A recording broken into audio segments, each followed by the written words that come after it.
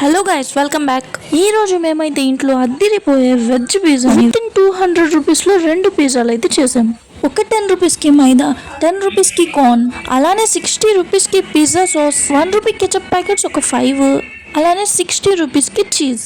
ఇంకా onion, capsicum ఎలాగో ఇంట్లో ఉంటాయి కాబట్టి ఈజీగానే అయిపోతుంది. ఒకవేళ లేకపోతే ఒక 20 రూపీస్ ఎక్స్ట్రా వేసుకోండి. ఇంకా చిల్లీ ఫ్లేక్స్ కావాలంటే ఒక ఎండుమిరపకాయలని రోకల్లో వేసి బాగా దంచుకోండి.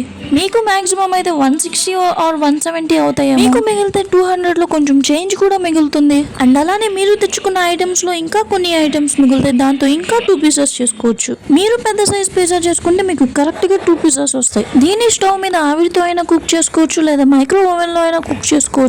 అసలు ఆ పిజ్జా వండిన తర్వాత ఎంత యమ్మీగా వచ్చిందంటే ఆహా! బయట దొరికే పిజ్జాకి ఈ పిజ్జాకి ఏ మాత్రం తేడా లేదు. నేను చెప్పానని కాకుండా మీరు ఒకసారి ఇంట్లో ట్రై చేయండి, ఎంజాయ్ చేయండి. ఈ వీడియో నచ్చితే లైక్ చేసి సబ్స్క్రైబ్ చేయండి. అలానే మా ఛానల్ మీద ఒక కన్నేసి ఉంచండి. మళ్ళీ వచ్చే వీడియోలో కలుస్తా ఉంటా. బాయ్.